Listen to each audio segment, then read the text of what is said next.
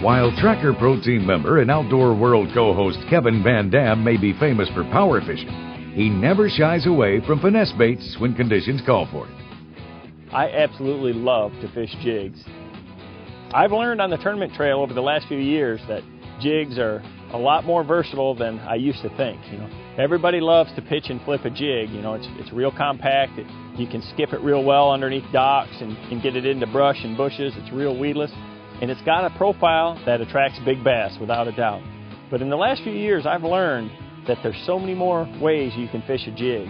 And a lot of situations where I would normally choose a different lure, I'm learning that a jig can not only be a better lure, but it catches me the quality of fish that I need to win tournaments. Given Kevin's high-test personality, he just can't stand to leave well enough alone. Maybe that's why he's one of the most successful tournament anglers of all time. Most fishermen drop their finesse baits into a likely spot, jig a few times, and reel like heck to get the bait back in the water. But Kevin's developed a technique that gives the classic jig and pig combo a fish-catching split personality. Oh, they'll bite it even in open water. And one of the things I've learned with that jig is that if you just match the conditions, the color of your jig and your retrieve, I can be real successful when I have a hard time getting them to hit bigger, flashier lures. The great thing about a jig is how subtle the presentation.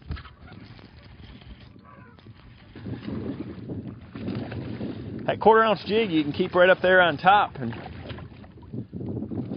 they'll just blast it like that. Where if I would have thrown a spinnerbait up there in that clear water, it's this deep, I think he would have ran from it. So the jig is just so subtle, and that's what they're up there to do. There's a lot of little bluegills and brim up there near the bank, and that's what that jig is imitating. If I just cast it up there and let it hit the bottom, they probably wouldn't do anything to it. But because it's swimming along and it looks natural, hopping it like that, it's got that rattle working, they just hammer it. It's kind of subtle, but yet you can still throw it right into the thickest cover just like that and pull them out. And today is just one of those perfect days for swimming a jig. I've got real clear water here, and I've got some cloud cover. It's kind of going in and out of clouds, a little bit of wind, and nice fish. And I can fish it through these cover, the thick tree tops, the grass, and I don't get hung up. I don't get fouled up. And when I get it in the open, I can work it along pretty quick, and I get bites in the open, or I can let it fall and work it right into. Oh, that's a good one too. I just cast it out there, started it down, and start that short hopping, and he swallowed it. He's got it all the way down. Nice fish too. There's nothing better than having the big stick in your hand, throwing it out there across a big treetop like that, and getting one to come up there and inhale that jig. Boy, you just got it.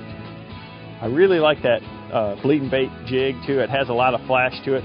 It really looks like a sunfish or a bluegill, and that's what I'm doing with that jig swimming up off the bottom like this. Is I'm making it not look like a crawdad like we normally do when we're fishing that jig on the bottom, but by swimming it like that, we're making it look like a bait fish.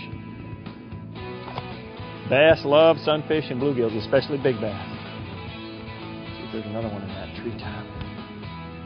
The Jig and Pig snag-free design works great for cover, and once Kevin starts to swim the bait, the right combination of skirt and trailer makes it a passable bait fish imitation for hungry bass.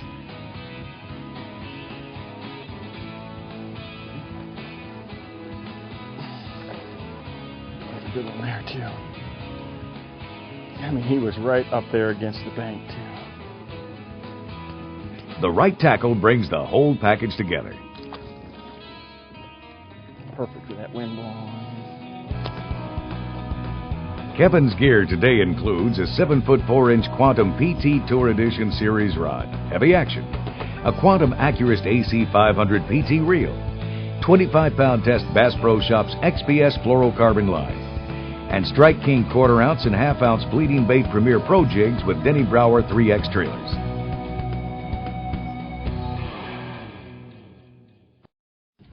Oh, he was right up there, shallow. On this classic Highland reservoir pattern, Kevin cast a bass holding cover, treetops, laydowns, and grass. But once the jig and pig clears the jig zone, he turns a bottom bouncer into a swimming bait fish, doubling the odds with every cast, and in the right conditions, he hits the jackpot. Boy, I mean, he's all the way in the back of the screen. That's a good one, too. Oh. I mean, and it doesn't get any shallower than that. When you get way back in here, it's important to make a good long cast. Get right up in that big stuff. I mean, he's right in that super shallow grass. Let's try another one. You know, not only is it important to have a long rod to really control that bait, you know, I can keep the rod tip up and keep the jig high in the water column or drop it down and let it get a little bit deeper, but to have a reel that picks up a lot of line. This Quantum Accurist picks up 25 inches per turn. It's got a 6:2 to 1 gear ratio, and it really moves that line. So if I'm working it along like this and a bass hits it and comes towards me, he may hit it real hard and swim 5 feet towards me. I got a long rod to pick up the line, and I got that fast ratio to catch up to him real quick to get those fish coming your way. So you really got to have it for this technique. There is good fish too. Oh man, he was right in the center of that brush top too. Oh yeah, nice one. I like to have my skirt a little bit shorter so that it really allows the trailer, or for the fish to see the action of the trailer a little more. If the water's dirtier, I like a bigger profile and a bulkier jig, so I'll leave the skirt a little bit longer. But the one thing that I definitely want to do is trim it so that the skirt is nice and even. So I'm going to get my scissors and again trim it to length. And the water's pretty clear where I'm at today, so I'm going to trim it a little bit shorter, just behind the hook. And then I'm going to take the corners and trim those nice and short. And that gives that jig, when the skirt's going through the water, that nice round profile, good side profile. Then the next thing I want to do is trim the weed guard itself. Again, if I'm flipping in really heavy cover and things like that, I may want to leave the weed guard all the way up. But I like to cut it a little bit off and cut it at an angle, just right parallel with the hook point itself. So it's a little more compact. It actually stiffens up the bristles a little bit. You can spread it a little bit. That'll help it if you're flipping it into bushes and things like that. And then I'm ready to put my trailer on. Now, I like to match the trailers or pretty close to the combination of the jig. So, you know, with a black and blue jig like this, with the Bleeding Bait series, there's several colors that I could put on there that really match the jig. You know, you can put an electric blue on there, black blue flake. I like the flashier colors, the colors that have a lot of flake in them. On the brighter days, you get a good flash off them. On the darker day with clouds and things like that, this glimmer trailer, it's kind of got a bluish shimmer to it, is a real good look to it. It's going to look a lot like a shad in the water when it's coming through there. And I can actually put the trailer on a couple of different ways. Now, this jig has a really loud rattle to it, and on the rattle chamber, there's a little barb on there. And if I want the jig more compact, I'll poke it right through the head of it and thread it all the way on. And I like to just put a little drop of super glue right here on the head and thread it all the way up. And that way I've got a more compact jig. The trailer's not as long that way. It's imitating a smaller forage species. You know, this again could be a shad, could be a bluegill, depending on the water clarity and where you're fishing.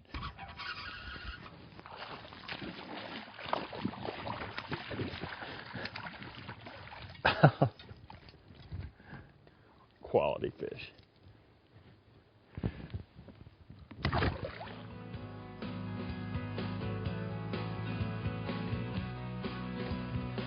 Tell you, it is so important to have good habitat if you want to have quality fish like that right there. I mean, timber and a lot of clubs and things like that now, a lot of Federation clubs, they're working with the fisheries biologists and that and putting a lot of man-made habitat into the lakes. And not only that, but they're enhancing a lot of the spawning grounds, putting plastic barrels out with gravel in them, and you know, in soft bottom areas to really increase the number of fish that we're going to have. And that is so important. You cannot have good bass fishing without good habitat. The next time you find yourself in lots of cover with clear water conditions, try Kevin VanDam's double trouble technique. You just might find that turning finesse baits into power baits on the same cast will keep you catching bass all the way to the boat.